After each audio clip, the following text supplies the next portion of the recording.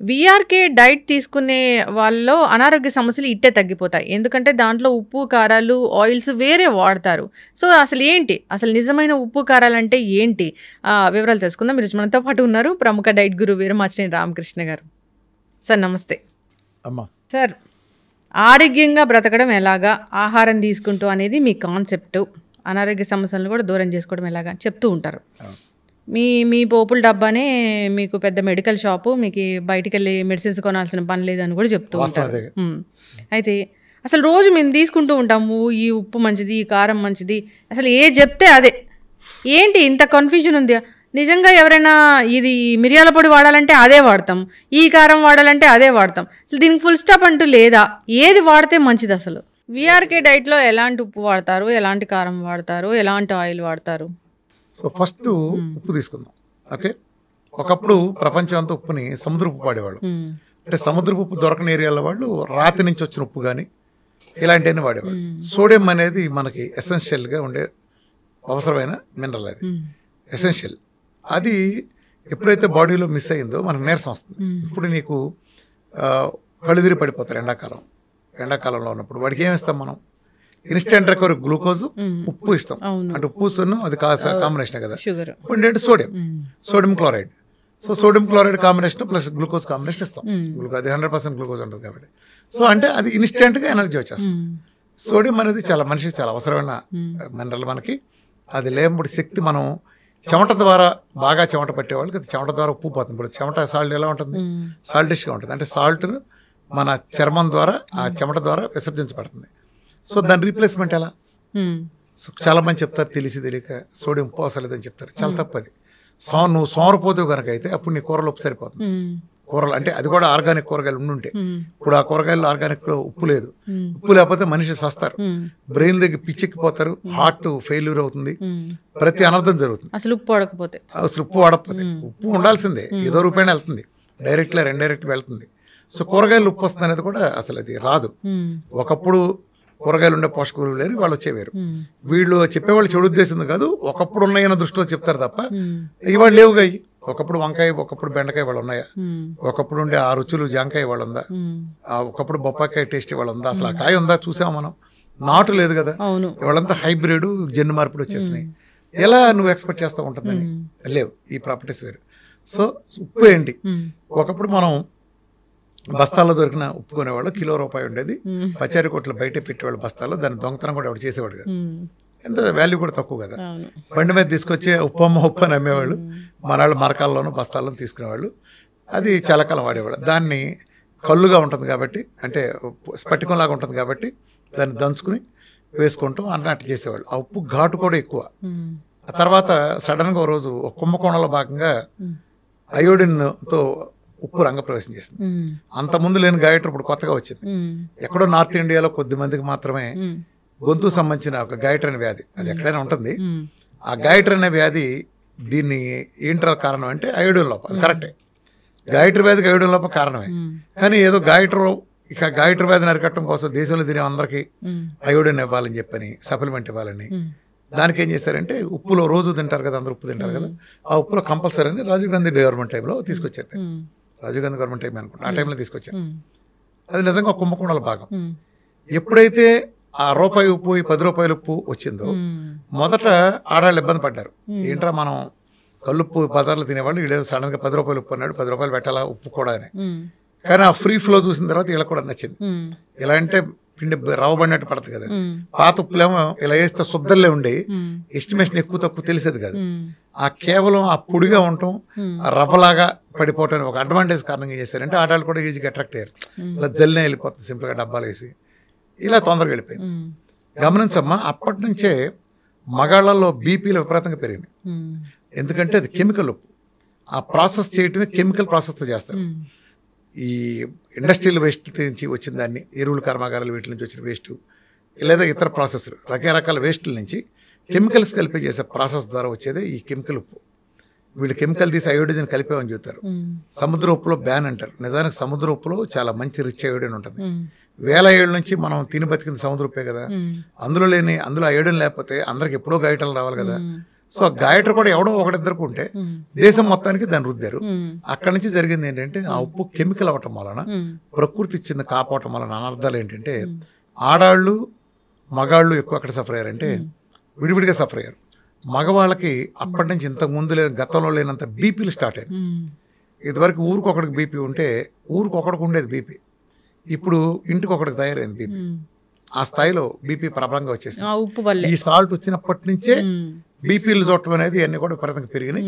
జనాలకు బీపీ అవసరం రావటం, అక్కడి నుంచే గుండెపోట్లు దారితీసే పరిస్థితులు రావటం.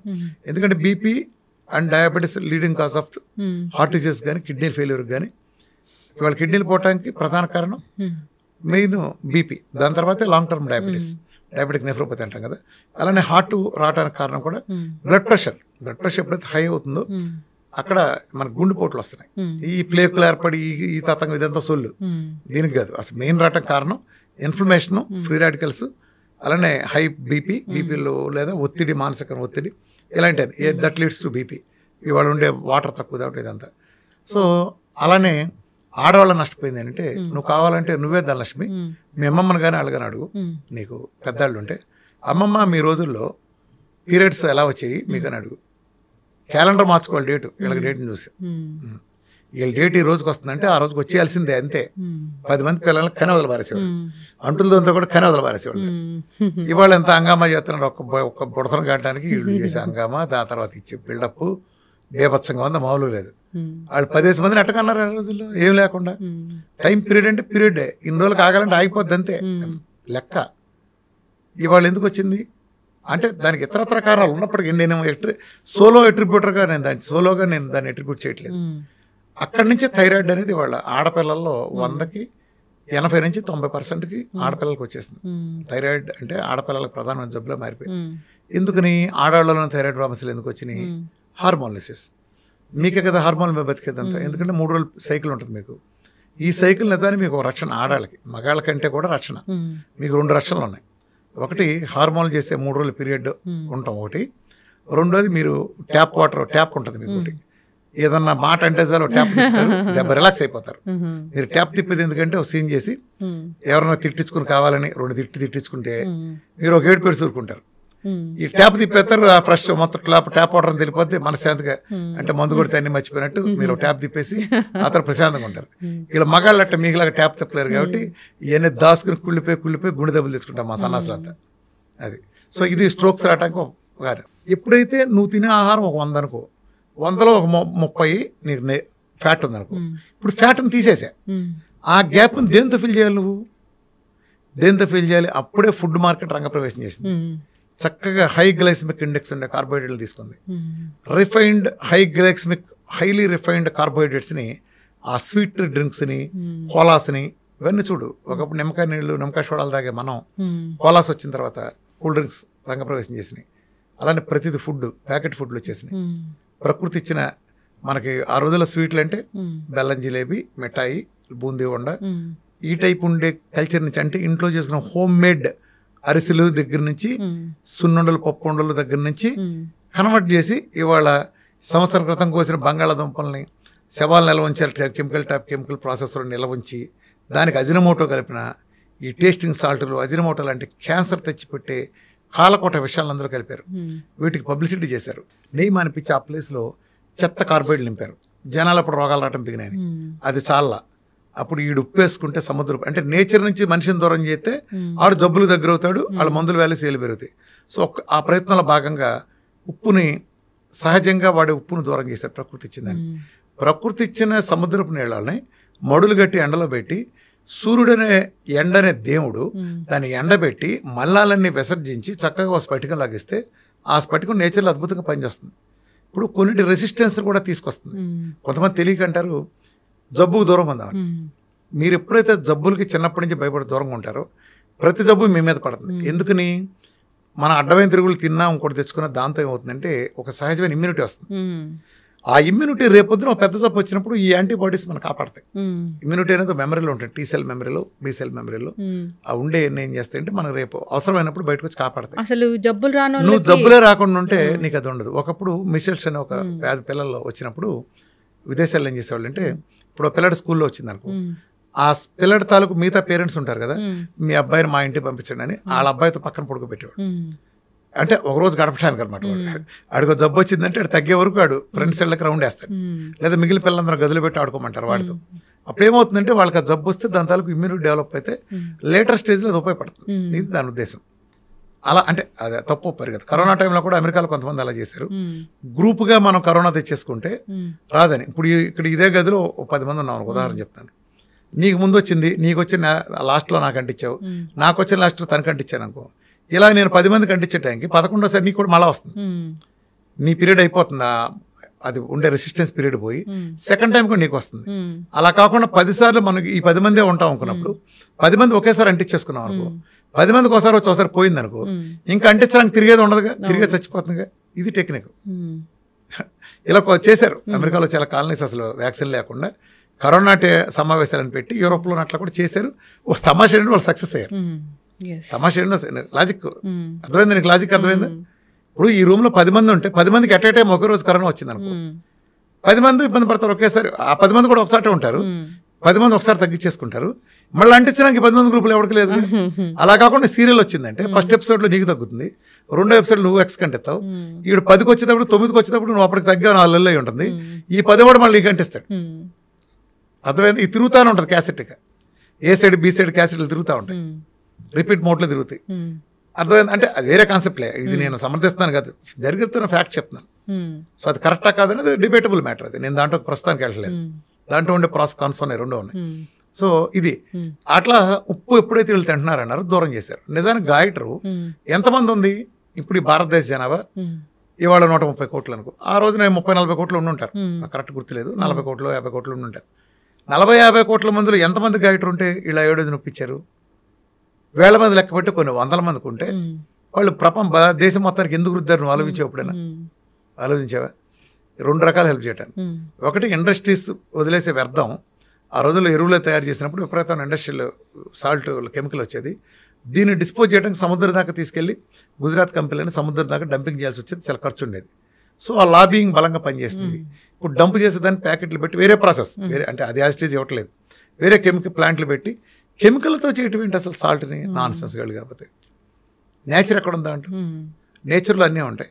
అది ఒకటి వచ్చింది. అట్లనే అప్పటి నుంచి బీపీలు, ఆ ఉప్పు వచ్చిన దగ్గర నుంచి బీపీలు వచ్చలుగా పెరిగి. మరి ఏ ఉప్పు వాడాలి అసలు? సముద్రం ఇచ్చిందిగా ఉప్పు, వేలాల నుంచి తిన్నా. పింక్ సాల్ట్ ఇప్పుడు హిమాలయాల్లో దొరికే సాల్ట్లు ఉంటాయి, హిమాలయాల్లో కూడా సాల్ట్ లేక్స్ ఉంటాయి.